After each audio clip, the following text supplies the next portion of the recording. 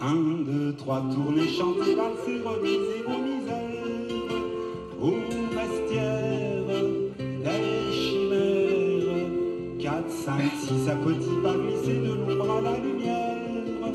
Enlacez qui nous voudrait. La valse enroulée des bouts fil de l'air tant de mystère. En un souffle si légère, pour quelques instants oublier la girafe, boucle en boucle, 3 petits tours et nous voilà. C'est un île du bout des yeux, du verre, tant que l'on peut y voir, sans encore trop y croire, un espoir si ténu qu'on ne se perdra plus du sans mots dans un s'offrir et tout se dire, tant que l'on peut entendre, sans encore bien comprendre, un espoir si têtu qu'on ne s'oubliera plus. Eh bien, bienvenue à tout le monde pour cette émission spéciale dédiée à notre star national Marc Perron et un grand nombre d'invités. Invités sélectionnés par Philippe Crum qui va présenter cette émission, c'est lui qui en a eu l'idée. Philippe, bonjour. Bonjour à tous et merci à Fred Deschamps. Vous découvrez Fred Deschamps vers cette belle photo d'accordéon. Et puis, donc, plein d'amis. Et justement, le premier qui va nous parler et qui va surtout parler à Marc, c'est Gilles Apape et il est en Californie, sous le soleil californien. Il est un peu... Mais... Sous le soleil et les avocats. Oh, ben c'est trop. Donc, on te livre Marc Perron, tiens. Oh là là. Alors, Gilles. Alors, mon Marco. Alors, comment ça va? Écoute, ça va bien. Je me suis couché tard. Il y avait une petite session de musical time dans un bar américain hier soir. Carrément. Écoute, c'était super. Ouais. Donc, all time à fond la caisse, avec tous mes copains. Écoute, c'est vrai que le confinement et tous les masques, quand tu vas dans certaines parties des États-Unis, c'est un peu perdu tout ça. Alors, ils te serrent la main, tu n'as pas envie de leur serrer la main, tu leur donnes le coude, ils ne comprennent pas. Tu vois, Trump est toujours en vie. Hein. Et le surf ce matin, non? Bah écoute, j'y suis pas allé parce que là, j'avais rencard. Et là, il n'y a pas trop de vent, donc dès que j'ai fini, je vais y aller. Ouais. J'en profite. Il est tout chez toi. Ouais, il fait super beau là, regarde. C'est pour les copains, on fait toujours un petit tour de la maison avec Marc, ça lui fait toujours plaisir de voir un peu de... Voilà, c'est là où j'habite là. Voilà, et puis... C'est l'horreur. Et puis, ouais, c'est l'horaire. Regarde, il y a le surf. Hier c'était incroyable. Hier, c'était incroyable, Marco. Il y avait du gel sur le surf. Donc, il y a des différences de température quand même assez formidables en ce moment. Mais c'est Mars, quoi. C'est à fond, quoi. Toutes les fleurs. On a besoin d'eau. Envoyez un peu d'eau de Bretagne.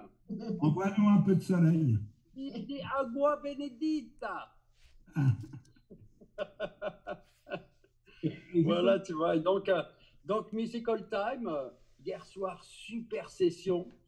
Ce week-end, je redescends, là, il y a un endroit qui s'appelle Lake Cachuma.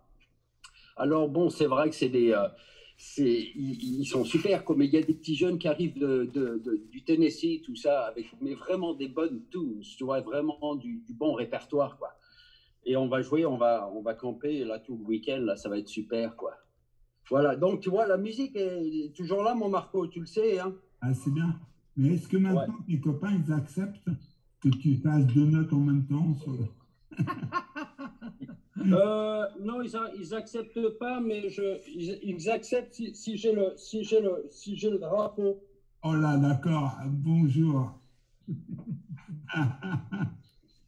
Eh bien, justement, s'il y en a qui ne connaissent pas Gilles, on a prévu un petit morceau de vidéo, là, sinon notre Fred, qui est notre chef d'antenne, peut envoyer. Alors, je t'avoue que nous, on ne voit pas. Et comme je suis super technicien, est-ce que vous voyez, vous, les vidéos qui passent? Non, moi, C'est je parce vois qu'il y a, rien. il y a un gros délai, en fait, techniquement, entre ce qui passe, ce que l'on voit, nous, sur le Zoom et ce qui passe sur YouTube et sur Facebook. C'est pour ça que tu peux pas D'accord. voir. Tu verras Et après. sur YouTube, passe rien. J'arrive pas à me connecter sur YouTube. Mais bon. Ah, bah écoute, sur Facebook, moi, il y a déjà des mondes, hein, ça marche. Je regarde sur YouTube, mais... Envoie-moi les liens. Alors là, techniquement, je Les peux pas liens faire Facebook. grand-chose. Je peux pas faire grand-chose là. Je peux juste m'occuper Alors, ok. de la vidéo après. Mais vous le regardez après. Mais en tout cas, sur Facebook, c'est en live sur mon profil. Donc on va... Envoyer la vidéo de Gilles. Allez, c'est parti. On Ouais. l'envoie tout de suite.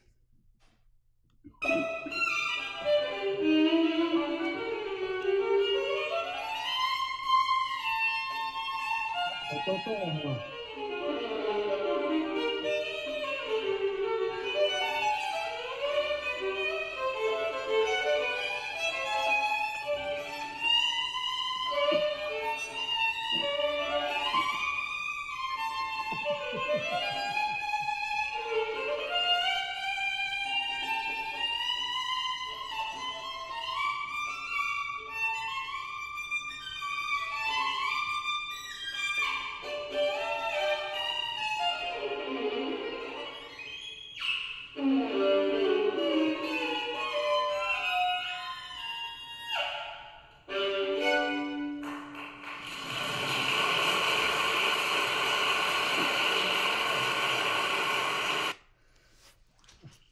Gilles, tu peux nous dire ce que c'était cet extrait là où tu as dit Ben, c'était une petite impro sur How High is the Moon.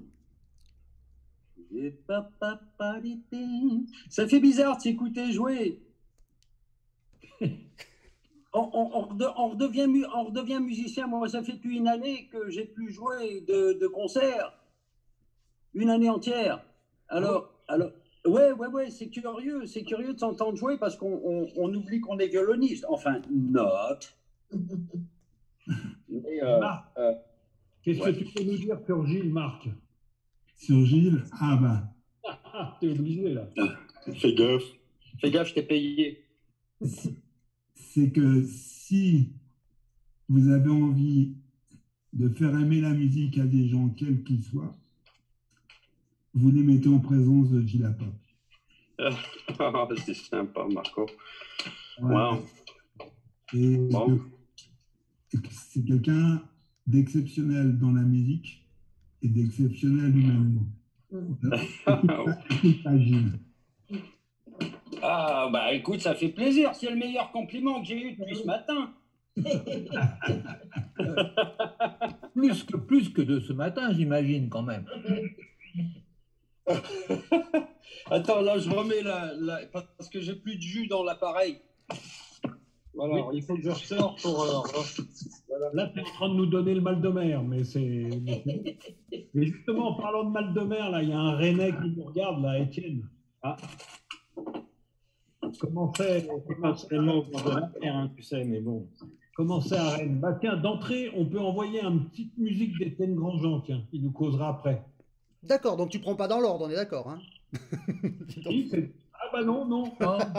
Étienne. Et Lina, d'abord. J'ai raté tout. Normalement, c'était une petite jeune qui se lance dans la musique. Sous le nom de Lina Bossati, maintenant. Voilà. Oui, c'était ça, alors. Là. Oui. Justement, je voulais te demander, Marc, Oui, cette histoire de Mimile, tu me l'as racontée 100 fois, oui. mais je ne m'en souviens pas. Quel rapport, toi et Mimile? Ah, mais ça, faut pas qu'il y ait de confusion de Mimile. Non, Moi, c'était Émile Bachet. d'accord. Pour moi, Mimile, c'est Émile Bachet. Je dis ça en rapport de ce que tu as écrit et qu'on a joué avec Gilles. Ouais, bien sûr. Ouais, Hein? Voilà, C'était très émouvant pour moi. on a eu ce plaisir. ouais, tu t'en rappelles. Hein. Ah bah ça, tu vas pas l'oublier, Bah, non. Ouais. c'est sûr. Et là, on avait choisi un petit extrait de musique, un peu à l'ancienne. Bon, malheureusement, c'est difficile de trouver des images de Denis, mais on a une pensée pour Denis quand même. Moi, j'ai souvenir d'un jour chez vous, Denis et Didi Duprat me jouant des tangos, bandoneon et guitare. Et j'avoue que c'était un des grands moments de musique parce qu'il y avait une telle connivence tous les deux et tout. Mais là, il y a une autre belle connivence. On a pris un petit extrait classique de toi, Lina, avec un nommé Marcel Azola, qui est quand même un personnage bien. Et heureusement qu'il avait une pianiste. Maintenant, on peut le dire. Oh bah bien, on peut tout faire la peine de dire maintenant. Et l'extrait le prouve. Et ben c'est parti. On le présente pas d'ailleurs.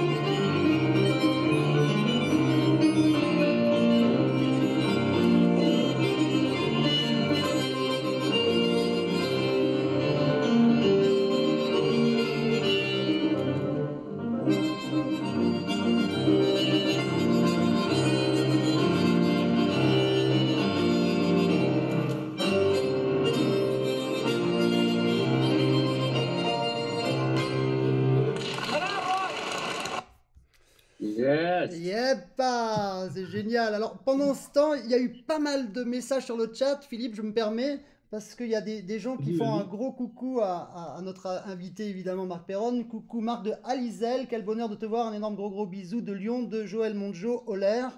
Nous avons aussi Nikita Pfister qui a priori te connaît, mais aussi coucou Marc.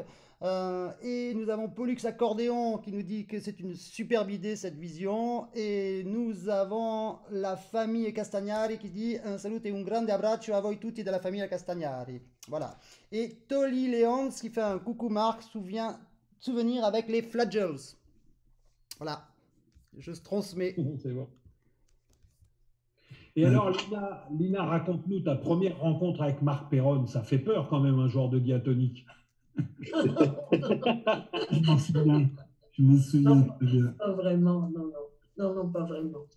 On ne sait plus tout de suite. Ouais, c'est vrai. Voilà, hein? Ouais. C'est juste. Et je m'en souviens précisément, c'était en Belgique. Ah oui, parce que toi, tu as plus de mémoire que moi. Dans les Flandres, c'était en 77, 78, par là. Et j'avais mon premier disque et j'avais vu votre concert avec Marcel, magnifique. J'avais joué avant vous et j'avais offert le disque à Marcel et tu m'avais dit donnez-le-moi, je vais lui transmettre. C'est comme ça qu'on s'est rencontrés, Lina. Bravo. Ouais, c'est un beau souvenir. Oui. Et puis après, il y a eu toute l'histoire avec Marcel, avec Denis, avec Didi. Et voilà, en ce moment, je suis en train d'écrire mes mémoires, ça sent le sapin. Je suis très bien. Il serait temps. Depuis le temps que je te disais d'écrire. Je raconte tout ça parce que c'est bien sûr.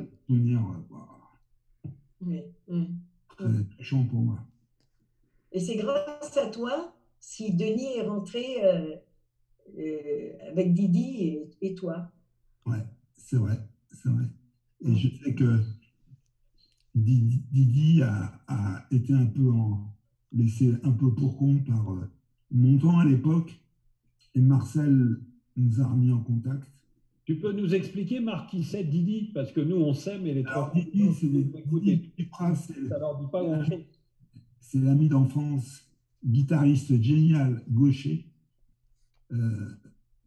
l'ami d'enfance de Marcel. Moi, ils m'ont raconté tous les deux qu'à 12-13 ans, ils allaient jouer dans les boîtes pendant la guerre. Et vraiment, c'était deux frères, on peut dire, hein. Oui, oh oui, vraiment. Tout à fait. Et un jour, j'écoutais chez Marcel, peu de temps après que je les ai rencontrés, à 78 tours, il y avait la première version d'Indifférence. On connaissait tous. Et dans cette Indifférence, il y avait un petit chorus de guitare. Et je me revois demander à Marcel, parce que moi, la guitare, ça me plaisait beaucoup aussi. Je demande à Marcel, mais c'est qui fait ce petit solo-là? Et Marcel il se tourne vers moi et il me dit, bah c'est Didi, comme si c'était évident. À mon air éberlué, il me dit, Didi, il faut absolument que tu le rencontres. Tu verras, quand il t'aura accompagné une fois, tu ne pourras plus t'en passer. Et puis, effectivement, j'ai rencontré Didi, René Duprat, c'était son vrai nom, surnommé Didi, et de 81 à la date de sa disparition, en 96, je crois. Oui. Et voilà, il m'a accompagné. Et Didi, avant moi, a accompagné longtemps, m'a mis des friches partout parce qu'elle ne voulait que lui. Alors ça me fait sourire quand j'imagine que sur la fin de sa carrière, il a joué avec moi. Oui, parce qu'il faut dire, Marc, tu n'as failli pas être accordéoniste. Moi, je t'ai connu avec une Gibson à la main essayant de jouer du blues. Ah ouais, non, mais je jouais sérieux. Attention, Robert Gavet, que tu connais, a retrouvé des enregistrements qu'il faisait chez lui avec un copain de l'époque. On jouait tous les standards de guitare à l'époque, NJ et tout ça. On se débrouillait bien, hein, c'était pas mal. Et si on continue dans nos copains, tiens, envoie-nous un petit Étienne Grandjean là pour cette fois. Envoie-le vraiment là, le Étienne Grandjean. Je vais te l'envoyer tout de suite. Je suis en train de répondre sur le chat qui nous demande les moyens de connexion. Ça, c'est fait. Non. Alors. Notre technique n'est pas aux aguets, on ne va pas s'en sortir. Ah, mais si, justement, je suis aux aguets, je suis partout. Je suis à toutes les manettes, là, Philippe. Je ne sais plus où donner de la tête. D'ailleurs, il y a un magnifique message de Alessandro Parente. Un abbraccio della tua terra, Ciocciora Alessandro Parente e Laerte Scotti. Voilà, pour toi, Marc. Moi, l'italien, je le parle, mais je ne le comprends pas. Donc, tu as dû. Moi, je le parle, mais je ne comprends pas ce que je dis. Oui, c'est ça, pareil. On a au moins un point commun. Donc, tu voulais que j'envoie Étienne Grandjean, c'est ça? Oui, envoie-le. Alors, j'envoie Étienne Grandjean avec... Alors, vous allez voir, la vidéo, c'est quand même... Ça va nous mettre un petit peu le filet de balle. C'est vraiment... Il y a plein de gens qui dansent entre eux, quoi. Je le crois pas, en fait. Ça me manque un peu, ça aussi, tiens. Regardez. C'était une autre époque.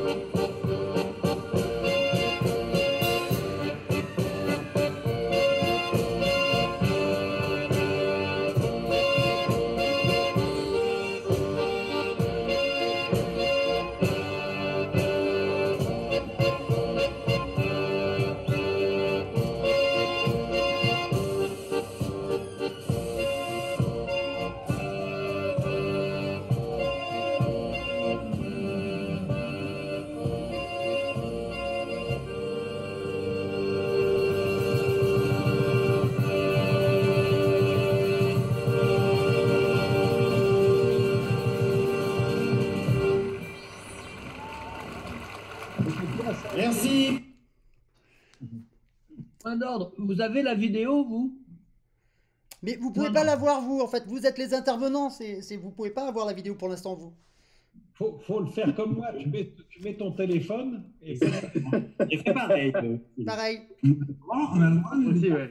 Ah, good. Ah ouais, on a tous nos téléphones. Sinon, on va regarder après et tu auras le montage. Benjamin, ton téléphone est parfait. Tu peux nous le remontrer, s'il te plaît? Il a le vieux Nokia des années avant Jésus-Christ, c'est parfait. Non, Frédéric, c'est le neuf. En fait, il a racheté le neuf qui n'est pas vintage. Téléphone en bois. Donc, Étienne, c'était quoi ça? Bon, bah écoute, c'était un peu la fin d'un morceau, hein, parce qu'il se passe plein de choses avant, parce que là, j'ai l'impression de faire que des pompes, mais c'est bizarre. Mais c'était pendant un festival, le festival Yawank à Rennes, qui regroupe peut-être entre 6 et 7 000 danseurs. C'est le plus grand fest-noz qu'il y a en Bretagne tous les ans. Donc, c'est vrai que ça remonte déjà à quelques années, ça, mais c'est un des événements qui nous manque ici, bien sûr, comme beaucoup d'événements en ce moment. Voilà. C'est très émouvant de vous voir tous, parce que bon, alors, il y a des gens que je ne connais pas trop, je n'ai jamais rencontrés, mais il y en a quand même certains que j'ai croisés souvent. Donc, à chaque visage, on se rappelle forcément des moments de rencontre et c'est agréable. Voilà. On n'a pas souvent l'occasion de se croiser tous, c'est parfois furtif. Donc, mais bon, c'est toujours un bon moment. Alors, Marc, voilà, moi j'avais préparé pour toi un numéro j'avais dit à mes petits camarades que je faisais un numéro de ventriloque. Donc, j'avais amené mon copain Raoul. Ouais. Bonjour Raoul, bonjour Marc. Enfin, tu vois, tu sais bien que je suis l'un des rares accordéonistes à être ventriloque aussi. Tu sais, donc, je fais appel aux nombreux organisateurs qui nous regardent s'ils recherchent un numéro d'accordéoniste ventriloque. Voilà, c'est moi. Ah ouais, c'est super. La dernière fois qu'on s'est vu, c'était à Lille. Exactement, ouais. Très bien. À Oisem, au festival Oisem, ouais. Alors, c'était pour une soirée anniversaire. Hein, c'était le 30e. Ouais, quelque chose comme ça, peut-être bien 30e. Et puis, on avait passé la soirée, notamment avec Rachid Taha, je ne sais pas si tu te souviens. Ouais, très bien. L'une des dernières fois où on le voyait, puisque c'est paru aussi quelques temps après. C'était un bon moment. Alors, moi, la question que j'avais à te poser, c'était, mais justement, tu y as déjà répondu. J'avais envie de te dire, mais alors, bon sang, est-ce que tu as noté toutes tes rencontres, aventures, tous les spectacles dans lesquels tu as participé? Parce que il faut quand même qu'à un moment donné, on puisse, tu vois, voir tout ton parcours comme ça, qui est quand même assez impressionnant. Alors, tu as l'air de préparer ça quand même. J'essaie de... Alors, ça va être un bouquin, ça va être... ça va être un bouquin, j'en suis à 320 pages. 320 pages, ah oui, d'accord. Je ne reviens pas ma attention en deux ans. Hein. Moi, j'y vais mollo, je ne suis pas très rapide. Puis, je ne peux pas tout mettre. J'ai des souvenirs, mais il y a des choses que j'ai oubliées, des choses que... C'est compliqué d'écrire. Parfois, on a souvent besoin d'autres gens pour se rappeler. Exactement. Ouais. Exactement. C'est passionnant à faire. Et puis, retrouver des photos aussi, ça ne doit pas être évident. Ah non, ça pour l'instant, je n'ai pas cherché, j'ai écrit pour l'instant. Simplement, j'ai jeté sur le papier des choses, mais les photos, ouais, effectivement, il y a plein de trucs. Moi, ça me fait plaisir de tous vous voir parce que c'est incroyable, c'est un kaléidoscope justement, c'est un kaléidoscope d'amitié, c'est incroyable. Étienne, il parlait d'une génération que certains n'ont presque pas connue des débuts du folk, et on a la chance d'avoir, je dirais, presque la 3e génération avec, entre autres, Marinette. Bonjour Marinette. Bonjour à tous. Bonjour Marc. Marc Perron. Marinette, ça me fait plaisir. Tu le rencontres comment, Marc Perron? Tu le découvres comment? Moi, je commence l'accordéon alors que tous beaucoup de ceux qui parlent aujourd'hui jouaient déjà, et Marc aussi depuis longtemps. Donc, j'ai entendu Marc sur des CD. Et un jour, j'ai décidé d'aller suivre un stage avec Marc, et c'était à Jasneuil. Et c'est là que j'ai découvert Marc, et j'ai découvert aussi certaines pratiques des stages, parce que à cette époque-là, j'avais une vingtaine d'années et j'étais un peu fofolle, donc je faisais 2 choses la même semaine. Je faisais 2 stages différents la même semaine, donc je suis arrivée au stage de Jasneuil un petit peu en retard. Et à un moment, quand on m'a montré tous les morceaux, au moment de la sieste, j'ai commencé à jouer, et là, ils me sont tous tombés dessus en me disant, à Jasneuil, à la sieste, on ne joue pas. Je fais pareil en stage. Pareil. T'as raison. J'ai donc appris ça auprès de toi, Marc, et c'est quelque chose que je transmets toujours. À la sieste, à un moment, on s'arrête et on ne joue pas. Voilà. Non, je me souviens très bien de ça, ces histoires de sieste. Et c'était pas de mon fait, c'était souvent des stagiaires eux-mêmes qui voulaient se reposer, les danseurs en particulier, qui en avaient plein les pattes et qui voulaient avoir un peu de calme. Et ça jouait tout le temps partout, en haut, au-dessus, à droite, à gauche. Mais ils étaient désespérés. Alors un jour, on a décrété qu'on ne faisait pas de musique pendant la sieste. Et alors, pour ceux qui ne connaissent pas Marinette qui joue pendant les siestes, on peut écouter un petit morceau de Marinette. C'est parti!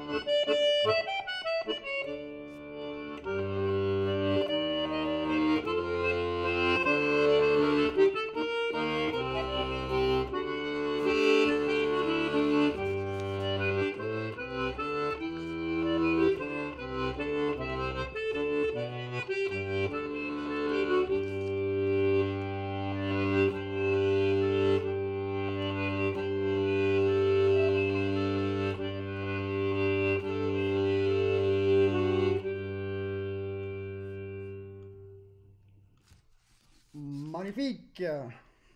Marinette, tu peux nous dire un mot sur ce morceau? Oui, c'est un morceau qui vient d'un manuscrit namurois du 18e. Et donc, c'est un menuet, en fait. Donc, ça a été noté par un violoniste, bien sûr. Il n'y avait pas d'accordéon. Et arrangé, voilà. Parce que j'aime bien la musique wallonne.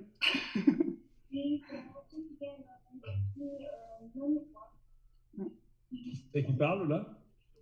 On a entendu des voix. Il y a des voix, Marc. Il y a des voix autour. C'est Frédéric qui écoute des trucs. Ouais, il est ventriloque, lui aussi.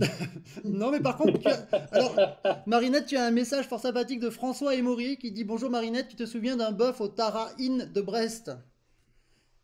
Ah oui, tout à fait. Le message est passé, François. Et justement, on parlait de stage et on a la chance d'avoir un grand organisateur de stage parmi nous qui s'appelle Christian Holler, qui a organisé un stage mythique pas loin de Lyon et tout. Tu démarres en quelle année ce stage, Christian? Christian, arrête là, hop là. Je sais qu'il a duré 15 ans, mais je suis pas un fanat des dates, donc il a duré une quinzaine d'années. Il y avait des petits jeunes qui s'appelaient Kepan Junquera, Ricardo Tesi, des petits jeunes comme ça. Voilà, il y a plein de petits jeunes qui sont venus. Voilà.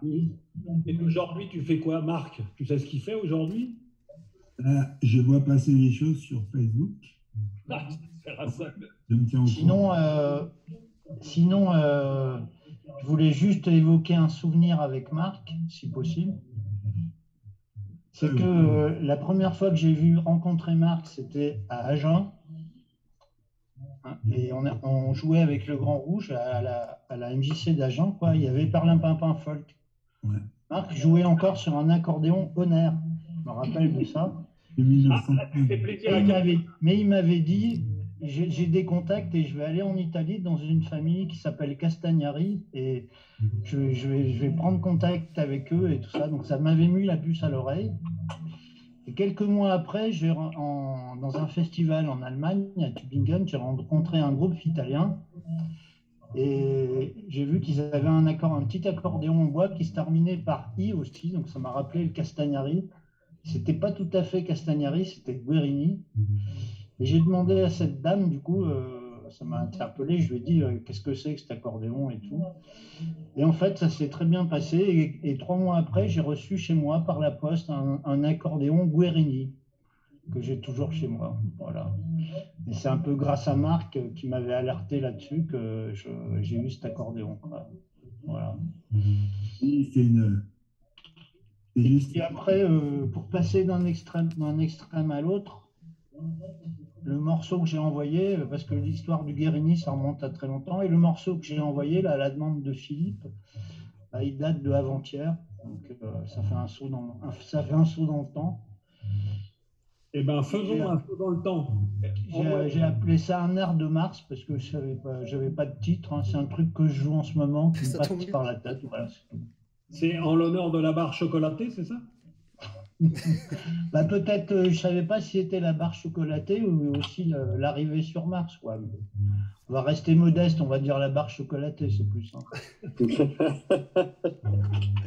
Alors, juste avant que je lance la vidéo, juste un tout petit message à nos invités. Je ne sais pas lequel, c'est pas grave, mais il ne faudrait pas écouter l'émission en même temps que vous la faites parce qu'il y a un délai et ça repasse dans le son du micro. Donc, si vous la regardez avec le téléphone, mais sans le son, parce que sinon ça revient. Alors on écoute Mars, un air de Mars. C'est parti.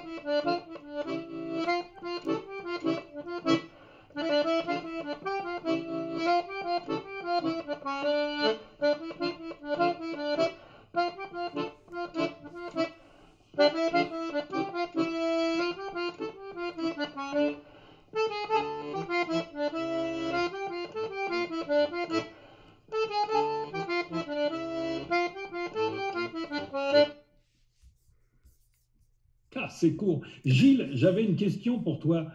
Avant de connaître Marc, est-ce que tu avais des relations incestueuses avec des accordéonistes? Eh ben, écoute, figure-toi que oui, avec ma petite sœur, du nom de Myriam Lafargue. Non, c'est la mienne aussi, je le crois pas. Ah, bah alors, mais on a le même père, alors où est-ce qu'il est, le papa? Alors, bah, tu vois, oui, et ce qui était marrant avec Marc, c'est que, en fait, j'ai rencontré Marc, on était parrain d'un festival qui s'appelait les Trans-Européennes, et c'était à Rouen, et c'est comme ça que j'ai rencontré Marc. Et tout de suite, ça a été extraordinaire, parce que je trouvais le personnage d'une gentillesse avec son amie Marie-Odile, que je ne connaissais pas, enfin, que je n'avais jamais rencontré. Donc, ça a été le début d'une belle amitié, comme on a tous avec Marc, quoi. Voilà. Et donc, les accordéonistes, alors oui, c'est vrai que j'en ai rencontré pas mal. J'étais beaucoup inspiré de l'accordéon, même avec les Bulgares, vois-tu? Les accordéonistes bulgares, ça m'avait fasciné aussi à l'époque. Et puis Mimi, découvrant ma petite Mimi avec ses 225 boutons et cette espèce de petite boule là qu'elle a sur le menton. Et mentonnière. En changeant de rythme. Hein, c'est incroyable ça. Alors, je lui dis, une fois, on rigolait toujours parce qu'on se taquine tout le temps. Je lui dis, hey Mimi, pourquoi tu as perdu un bouton sur l'accordéon? Elle a complètement flippé. En ayant 225 boutons, il y en avait un qui manquait, c'était là. C'était incroyable. Et voilà, bon. Ah, tu connais Mimi aussi alors? Et oui, moi j'ai fait toutes mes études avec elle, du temps on était chez Jacques Mornay, on était les 2 derniers étudiants à l'époque, et Mimi et moi on a fait toutes les conneries. C'était superbe. Oh là là, bah ouais, bah écoute, ça va continuer tout le temps comme ça, quoi. En parlant de conneries, heureusement qu'il y en a un qui en fait jamais, c'est Bernard Lorta-Jacob. Parce que si on a quelqu'un de sérieux là dans cette assemblée, il y a évidemment Lina, qui est pour nous comme une maîtresse d'école qui nous surveille, qui nous emmène dans le droit chemin, qui a d'ailleurs emmené plein d'accordéonistes dans le droit chemin. Heureusement que tu étais là, sinon il serait parti, on ne sait pas faire. Et Bernard, tu parlais tout à l'heure des musiques de l'Est. Il s'avère que Bernard a mis les pieds à l'Est, à l'Ouest, en Sardaigne, et plein de choses. Et toi, Marc, comment tu croises Marc Bernard, comment tu croises Marc, toi? D'abord, Marc, je le vois rarement, mais je l'aime énormément. Et ça fait partie des personnes qu'on aime beaucoup, à qui on pense beaucoup et qu'on n'a pas l'occasion de voir. Mais ce n'est pas proportionné. Quelquefois, on est très près de gens qu'on n'a pas envie de voir, et Marc, c'est tout le contraire. Mais on s'est connus à Font-Blanche en 76 ou 77, autour du Tarentelle, des choses comme ça. On apprenait ensemble avec Francesco Giannattasio, te lo ricordi? Et à part que vous étiez bien meilleur que moi, j'étais à la remorque. Et après, mais Marc, je ne l'ai jamais quitté parce que je fais en Sardaigne chaque année. Et chaque année, chaque été, on parle de toi sans que tu le saches. Je vais t'expliquer pourquoi. Parce que tes valses, que les valses mineures, comme je le dirais, elles ne sont pas mineures musicalement, mais elles sont mineures solfégiquement. Elles sont passées chez les jeunes sardes qui se les sont appropriées. Et quand on leur demande qu'est-ce que c'est, ça, c'est de la musique sarde, ils disent non. Parce que si c'est mineur, ça ne peut pas être sarde. Non, ça c'est corse. Enfin, dès qu'ils ne savent pas, ils disent que c'est corse. Alors je dis non, ça c'est un enregistrement de Marc Perron, c'est un homme que je connais. Ah, tu le connais? Oui. Ah bon? Et autrement dit, c'est dans 5 ou 6 ans, tu vas passer dans la tradition comme un bal du pays, tu vois, parce que ce qui se passe, c'est que les jeunes, ils jouent des bals, des danses, qui sont des danses qui viennent d'où elles viennent, mais qu'ils arrivent à intégrer, à faire les siennes. Puis quand ils viennent vieux ou quand ils meurent, ce n'est plus la danse du mec, c'est la danse du village. Donc tu peux être sûr qu'une de tes valses mineures, ça va être la danse de Dézoulou, la danse de tout ça. Ils vont un peu les changer pour que la carrure puisse être dançable. Donc tu peux être sûr que tu vas être immortalisé. Voilà. Alors là, moi, je m'occupe de ça. Je m'occupe de ta mémoire et qu'elle soit bien conservée comme ça, sous cette forme, mythisation et quand même réalité. Parce que te voir continuer d'être vivant en Sardaigne, pour moi, c'est vraiment un grand bonheur. Ricardo, Però un'altra storia, un'altra storia. Quand les gens pensaient que je jouais bien de l'accordéon, mais ils m'invitaient quelquefois à faire danser les gens à Orgosolo, tu sais, le centre de la Sardaigne, ce village très prestigieux, marqué par des luttes politiques, etc. Et dans les années, exactement en 78, j'avais pris 1 ou 2 leçons avec un accordéoniste local qui s'appelle Antonangelo Goddi. Et il est mort, je l'ai connu 15 jours, il est mort au bout de 15 jours. Bon, mais les leçons avec lui, c'était très simple. Il jouait, et j'assistais, je disais ouais, c'est bien, et voilà, on buvait un verre, c'était fini. Jamais il m'a donné un conseil en quoi que ce soit, mais il jouait très vite. Bon. Et il est mort. Et j'étais à son enterrement, et les gens se souviennent moins de ma présence avec lui que le fait que j'étais vraiment là, le 15 août 1978, à ses funérailles. Je sais parce qu'il avait son accordéon et tu sais, il y avait des boutons qui dépassaient, on promenait son accordéon pour dire c'est un gros accordéon, et ça s'accrochait dans le châle des femmes, tu vois, et donc on tirait l'accordéon et les femmes étaient à moitié à poil, enfin ça tirait le châle, enfin je me rappelle de ce spectacle un peu abracadabra. Alors je jouais la danse d'Antonangelo sur la place du village, et je ne suis plus retourné à Orgosolo parce que je suis allé ailleurs. Mais un jour, je vais dans un village et je vois le même nom, Antonin Goddi, et un accordéoniste qui était sur l'affiche. Je dis, mais c'est pas possible, c'est le même nom de famille, mais c'est pas le même prénom. Il était mort, évidemment. Et j'assiste à sa danse, et je dis, c'est incroyable, c'est la danse de son grand-oncle, mais il manque des trucs. Et je vais le voir après, je dis, mais ça, tu es de la famille dans Angelo. Il me dit, oui, je suis son neveu. Alors, neveu en italien, tu sais, ça peut être petit cousin, enfin, ça peut être petit-fils, peu importe. Je dis, mais elle est formidable, ta danse, tu as joué cette formule, mais moi, je me rappelle de celle-ci. Et je prends son accordéon et je lui en fais 2 ou 3. Il me dit, je l'avais oublié. Donc, moi, français, j'ai remis la danse de son oncle en service en lui disant ce que j'avais entendu et il l'a rajouté à ses formules. Tu vois, on en a rajouté 1 ou 2 comme ça. C'est formidable, quoi. Ça veut dire que la mémoire, tu vois, elle arrive toujours, elle se fatigue jamais de réintégrer, de recomposer et de refaire des nouvelles danses. Voilà, mon cher Marc, je suis un peu bavard, mais je suis tellement content de te voir. Et puis, voilà, il nous manque un ami commun, Francesco, et il nous manque surtout le plaisir de pouvoir dire n'importe quoi, parce que contrairement à ce que dit Crum, je dis beaucoup n'importe quoi, et j'aurais voulu te le démontrer, mais voilà, en tout cas, je suis de grand cœur avec toi, et je suis content d'avoir cet aéropage de jeunes et de vieux autour de toi. Et là, tu nous as envoyé une petite vidéo où on te voit chanter. Ouais. Et tu chantes avec qui? C'est qui les gens avec qui tu chantes là sur cette vidéo?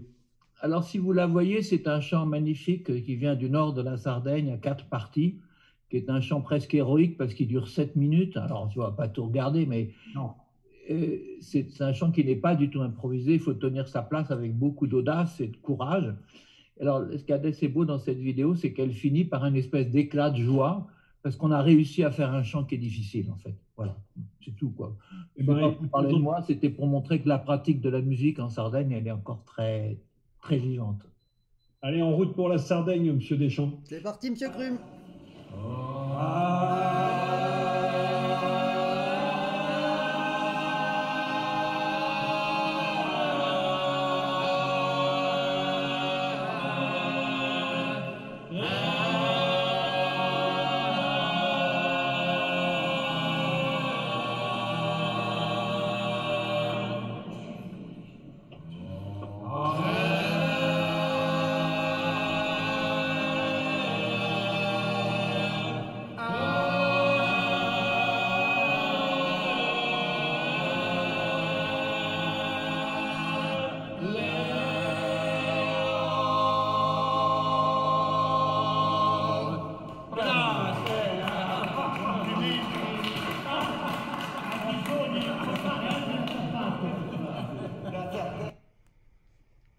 Voilà, c'était un petit extrait. Et alors, tu sais, on fait comme les émissions, machin, on mentionne que Bernard vient de sortir un superbe livre que je suis en train de lire. C'est Grande musique, non, Petit pays et grande musique, ou Grande musique et petit pays, je ne sais même plus dans quel sens c'est. Et c'est vraiment, il y a plein d'extraits musicaux et c'est un grand moment. Et comme on est en train de parler de musique, c'est là qu'on va écouter. Marc, tu vois les images ou pas, Marc, en fait, là? Je ne vois pas les images. Je vous vois à vous, c'est déjà formidable. Il faudra que tu regardes après et tout. Donc, on a 2 amis québécois, Rachel Aucoin, qui est une pianiste, et puis Sabin Jacques, un accordoniste, qui a une particularité, c'est qu'il joue à l'envers. Il a appris en retournant l'accordéon, et il est gaucher, il joue à l'envers, et ils ont enregistré un morceau pour toi, et quand tu le reverras, il y a une dédicace, ils te le dédicacent d'ailleurs. Et là, je vous propose de les écouter. C'est eux qui, malheureusement, en ce moment, vivent un drame familial vraiment difficile. On pense très fort à eux. Alors, bonjour Marc. Je te présente Rachel Aucoin qui va m'accompagner au piano. On va te faire une interprétation du Canadien errant, qui est une pièce qui a été arrangée par Philippe Bruno avec Dorothée Hogan. Tu vas sûrement la reconnaître.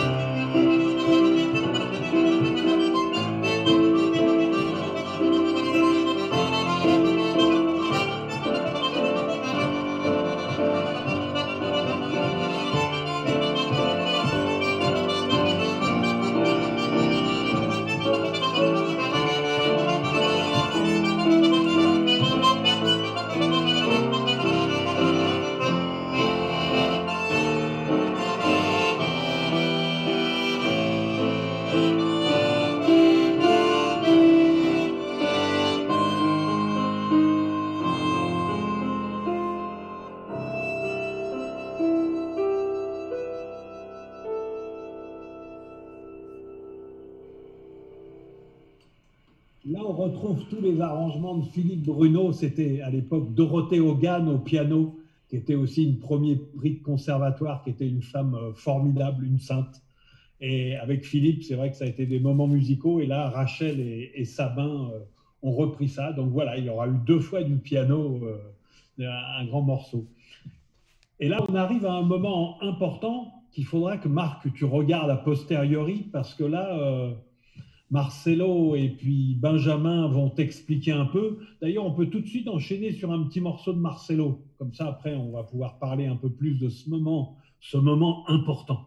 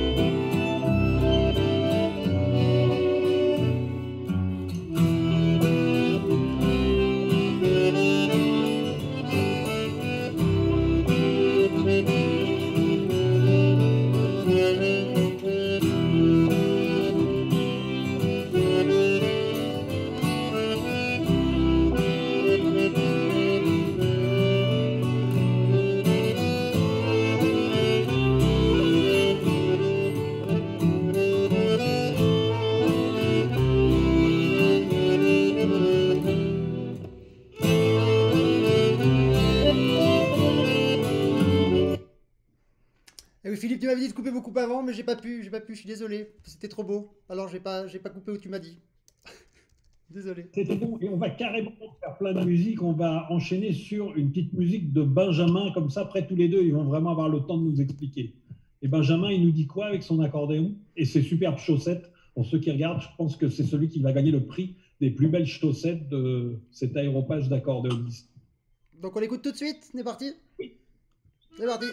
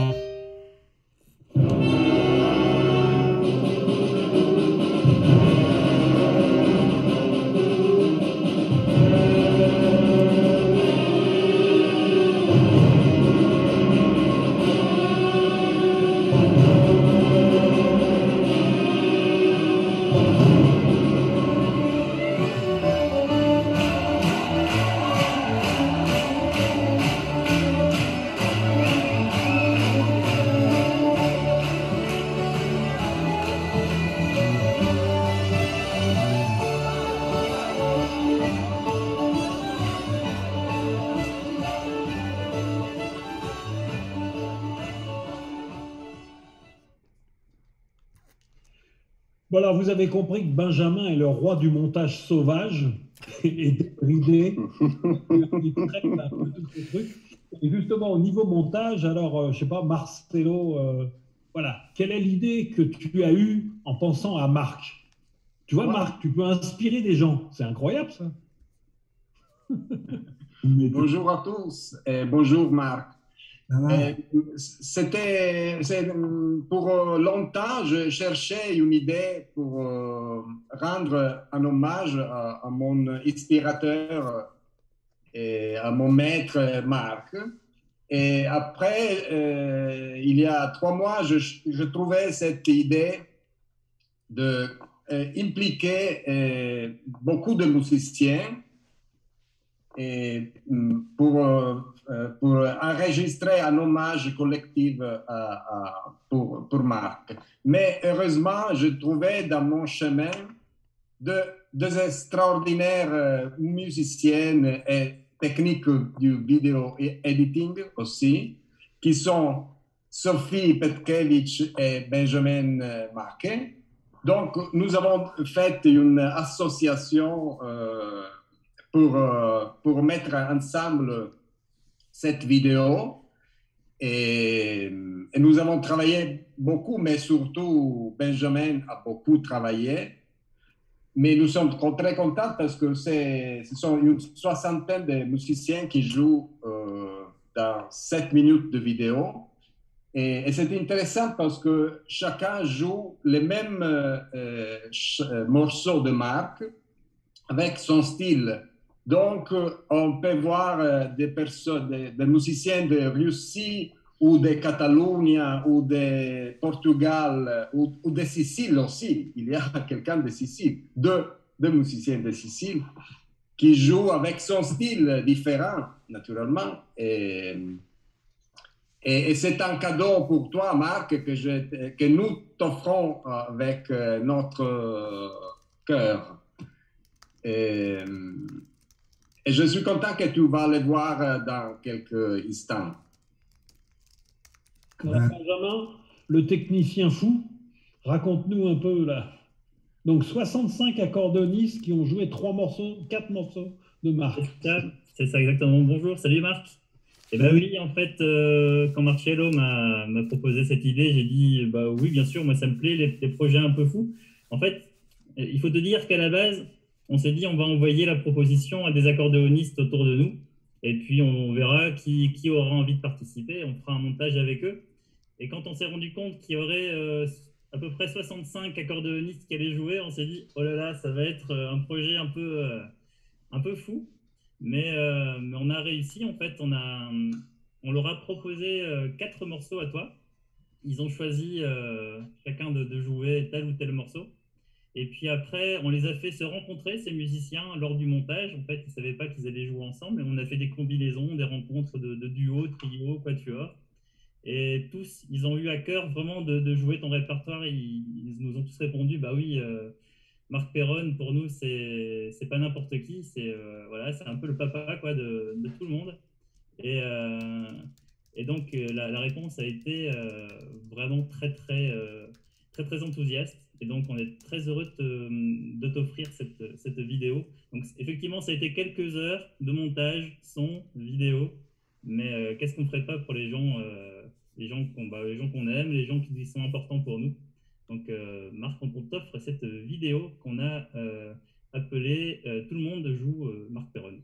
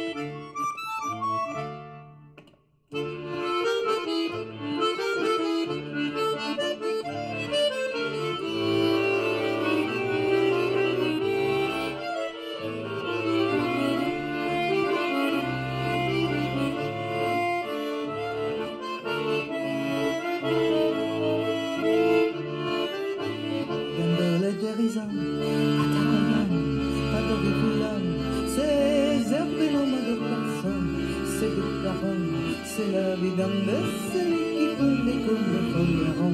Héron l'histoire des hommes qui se crament, de la vie d'âme et d'homme, mon sang, des dames et d'hommes.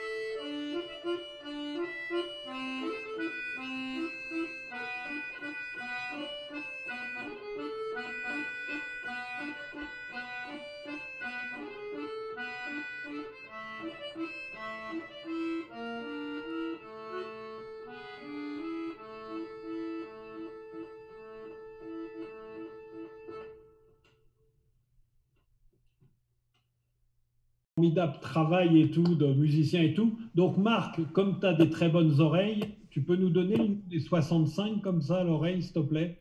165 personnes qui jouent là. Oui. Il y en a quelques-uns, quelques-unes que je ne connais pas. Attends, c'est le style, tu peux dire ça? Bah, tu pourras, d'ici une heure, donc regarder, parce que tu vas, c'est une vidéo incroyable et tu vas reconnaître beaucoup, beaucoup de têtes et tout. C'est vraiment un super boulot qu'on fait. Et entre autres, dans cette vidéo, il y a un ancien qui s'appelle Ricardo Tesi. Je ne sais pas si ça te dit quelque chose. Ciao Marc. Ciao, ciao. Un gars qu'on a connu beau et intelligent et que dans les stages, lui, il avait toutes les filles et les autres, ils avaient tous les garçons. C'est vrai. Ouais. Et toi, Ricardo, comment tu croises Marc? Ben, tu dois te souvenir parce que je croise Marc en même temps que toi à Paris dans les 1979, 18 ou 19. Je crois 19. C'était la rencontre italienne à la Maison d'Italie. Et là, j'avais tous mes... Il y avait Giannatasio, qui était mon principal inspirateur à ce moment. Et je rencontre Marc, c'était ma référence pour très longtemps, mon inspiration principale. Et je rencontre aussi Philippe Krum, qui est après devenu mon producteur. Et on a fait pas mal de choses ensemble, tous. Et avec Marc, on est devenus très amis. On a joué longtemps ensemble avec les Trans-Europe diatoniques, avec John Kirkpatrick. Et c'était une aventure magnifique. Et depuis, je passe pas une seule fois que je passe à Paris, chaque fois que je passe à Paris, c'est bon moment pour rencontrer Marc. C'est vraiment quelqu'un, c'est un grand ami, voilà. Marc, tu peux nous dire la vérité maintenant. Qu'est-ce que tu penses du style de Ricardo? Tu peux le dire là, ça mange plus de pain là. Qu'est-ce que tu penses de ce gars-là? Il est fico. Non, mais la première fois que j'ai rencontré, effectivement, c'était à la Maison d'Italie. D'ailleurs, il devait être là. Lorta, il était là. Bernard, il était là, il y avait Caterina Bueno, plein d'amis. Il y avait Alberto Balia, oui. C'était formidable. Et on a tout de suite, c'est comme ça souvent avec certaines personnes que je rencontre, tout de suite on a accroché. Et alors, la chose la plus extraordinaire, c'est qu'en 81, Ricardo a organisé une tournée en Italie. Il y avait Ambrogio Sparagna, il y avait Alberto Balia, moi, à 4, et on a évacué l'Italie du nord au sud avec Ricardo. C'était un souvenir formidable. On s'est bien régalé, on peut le dire. Et il y avait Ambrogio Sparagna. Parlava che di Marano, là, c'era Marano dappertutto. Marano, là, c'était son village. Donc, il parlait que de ça. Et de l'autre côté, il y avait Alberto Balia, qui lui ne jurait que par la Sardaigne. Les joutes dans les compartiments, c'était trop drôle. Ouais. Moi, je dois dire vraiment grâce à Marc d'un point de vue artistique, parce qu'à ce moment, la redécouverte de l'accordéon diatonique, c'était au tout début, et nous indiquait la route, quoi. C'était vraiment quelqu'un qui a franchi les frontières en première, et tout le reste du monde a suivi. Et je dois dire, c'est obligé de dire aussi que c'est beaucoup de monde maintenant joue l'accordéon diatonique, et c'est grâce à Marc. Merci Marc. Et justement, là on parle de personnes qui ont découvert l'accordéon, comme tu disais, dans les années 70, mais on a la chance d'avoir Sophie Betkevich, qui nous appelle de Moscou, enfin qui est là en direct de Moscou et qu'on a vu dans la vidéo d'ailleurs de Benjamin. Et toi, Marc, ça représente quoi, Marc Perron, pour toi? Bonjour à tous, bonjour Marc. Oui, mon histoire est un peu pareille parce que j'étais musicienne classique depuis mon enfance Et après, je pense, il y a 10 ans, quand j'ai faisais mon travail diplôme, ou thèse, j'ai découvert la musique traditionnelle. Et j'ai découvert le monde de l'accordéon diatonique. Et chez nous, en Russie, on est assez loin. Donc, notre moyen principal, c'est l'Internet. Et on recherche la musique et l'inspiration sur YouTube, sur l'album de musique. Et oui, j'ai trouvé des albums de Marc. Oui, j'ai plongé dans ce monde musical et après, oui, ça a devenu une de grandes sources d'inspiration et c'était toujours proche de moi dans ma vie musicale. Donc, quand Marcello m'a écrit que oh, c'est grande idée de faire des vidéos comme ça, c'était pas de question. Toujours, bien sûr, oui. Et c'est grand plaisir, grand bonheur et honneur d'être là avec vous et jouer un peu avec beaucoup de super musiciens. Et donc, merci beaucoup à tous et à Marc. Spasiba. C'est super. Tu connaissais Sophie, Marc? Hein? Tu connaissais Sophie, Marc? Non, je ne connaissais pas. Non. On n'est jamais rencontrés. Non, c'est jamais. Je suis allé une fois à Moscou en 88. D'accord. Ah oui. C'est là que j'ai appris 2-3 mots. Il y avait un grand comédien, acteur avec qui j'ai beaucoup sympathisé, qui s'appelait Sacha Kaidanovski. Ah oui, oui, oui, je connais. C'est l'acteur de Tarkovsky. Tarkovsky, oui. Et j'étais avec une ribambelle de réalisateurs français de cinéma, Tavernier et quelques autres. Et c'est un grand souvenir. J'ai passé une semaine formidable.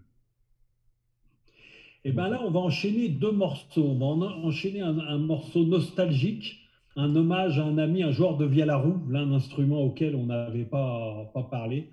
Un morceau qu'a dédié Riccardo Tesi à Pierre Imbert. Pierre Imbert était un historique des musiques traditionnelles, un joueur de vielle. Et puis après, on enchaînera direct un morceau de Sophie. Donc, on passera de l'histoire à l'avenir. Cher Frédéric, Manu avec précision, on écoute. C'est parti.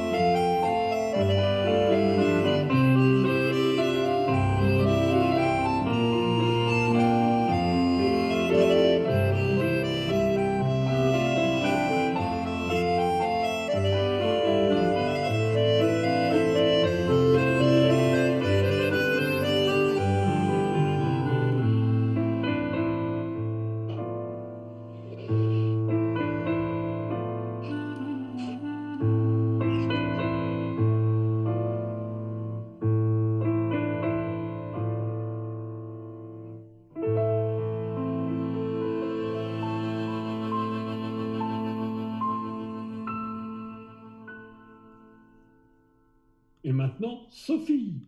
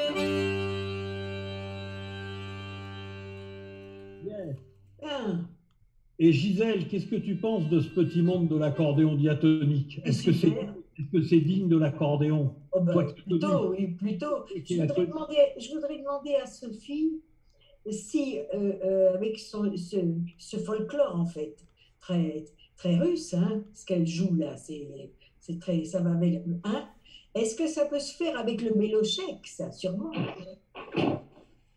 Est-ce que vous employez le bélochek avec le diato? Oui. Dans quoi? Désolée. Explique, Fred. Ah, mais en fait, je peux répondre directement à notre amie Gisèle, parce que, et non, comme c'est un diatonique, si tu fais du bélochek, tirer-pousser, ça change de son, donc ça fait un tri, en fait. Bien sûr, oui. Il y a peut-être une combine pour faire ça, non? Non, pas encore. Oh, ils ont toutes les combines au diato, là depuis que je l'ai dans le diato. C'est ce qui me fait penser à ça. Ah, mais c'est dans ses veines. Mais c'est chouette, il est bien ce morceau, j'aime bien. Qu'est-ce que dit l'ethnomusicologue par rapport à l'accordéon diatonique? Il n'a pas de micro. Il n'a pas de micro. Ton micro? Ah, un micro?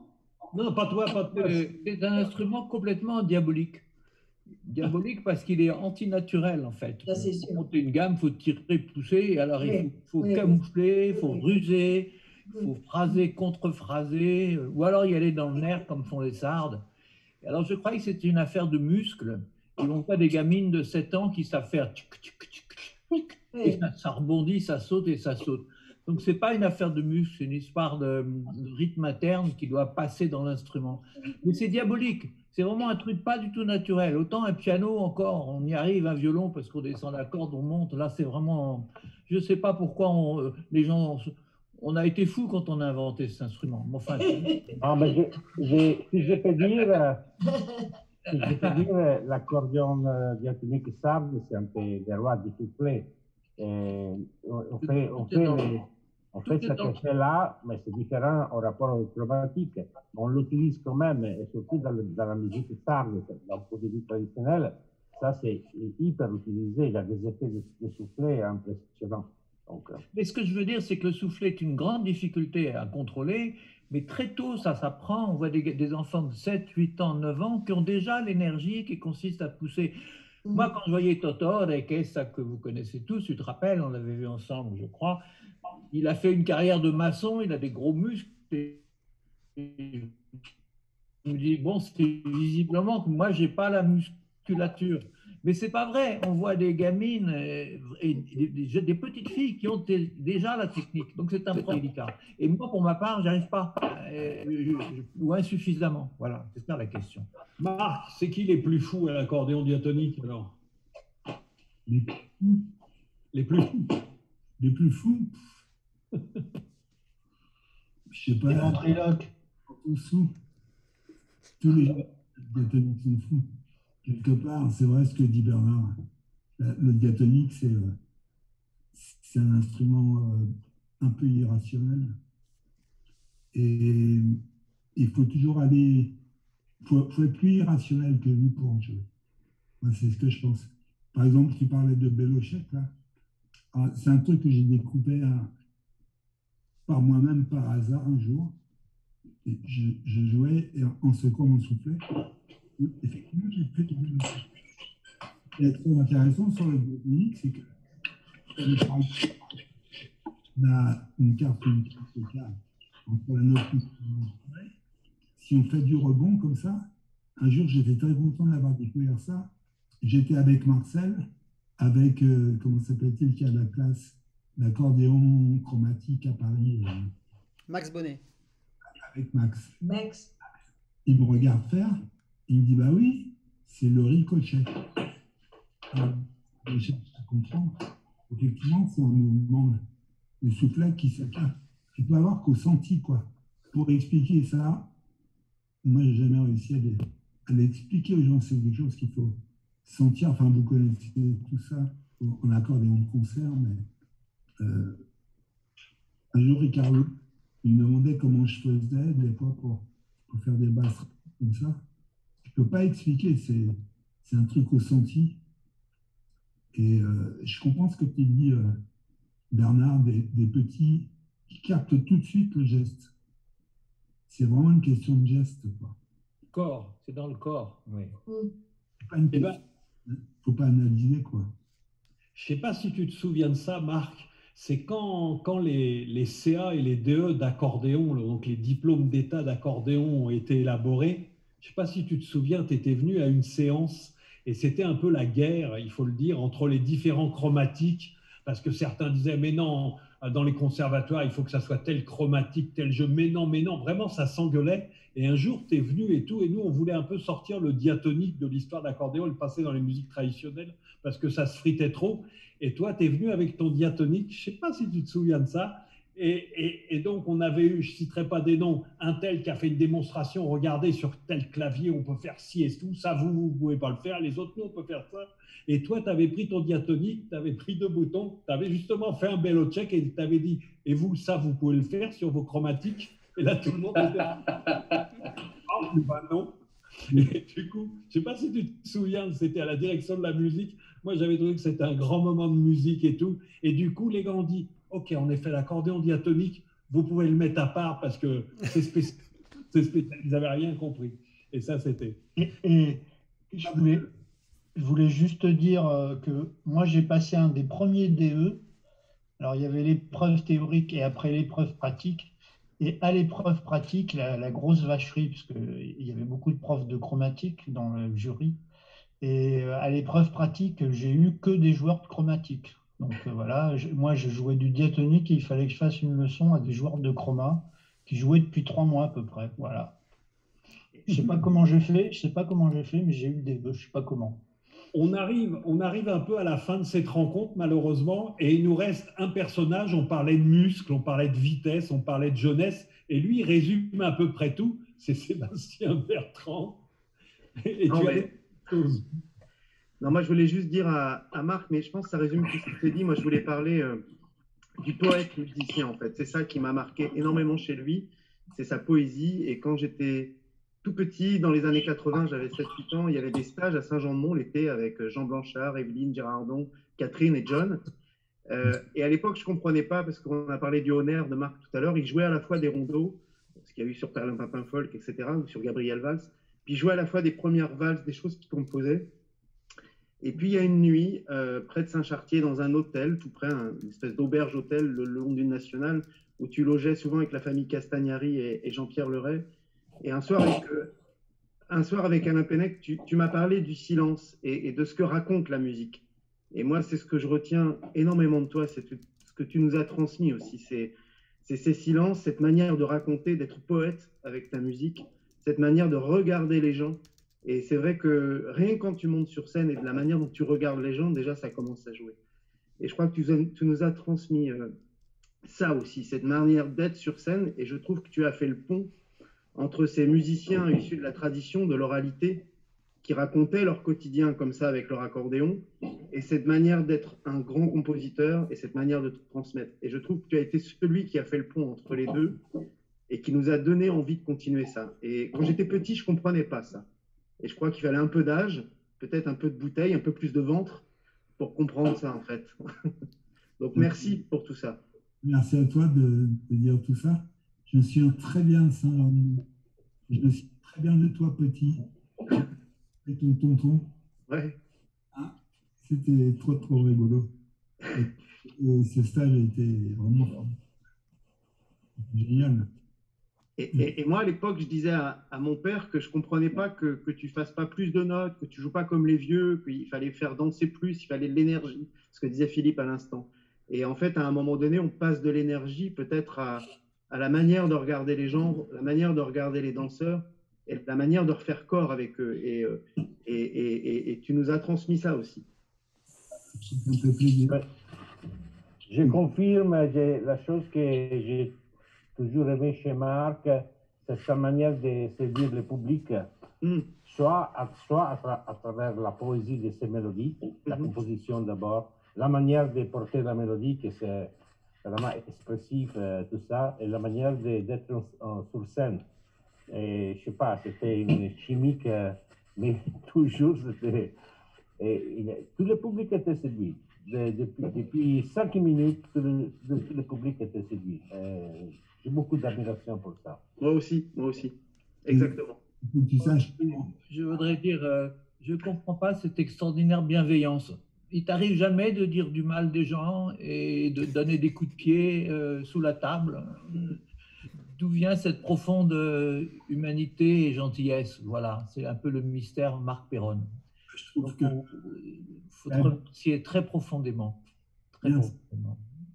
Gisèle, un petit mot pour conclure, et puis on laissera Marc, malheureusement, on va être obligé de se quitter, c'est des moments. Oui, mais écoute, je suis tout à fait d'accord avec vous, Marc, c'est la vie, c'est le sentiment, c'est la poésie, c'est la musique, c'est extraordinaire, quoi. Il donne vraiment, il donne envie et il donne l'exemple, surtout.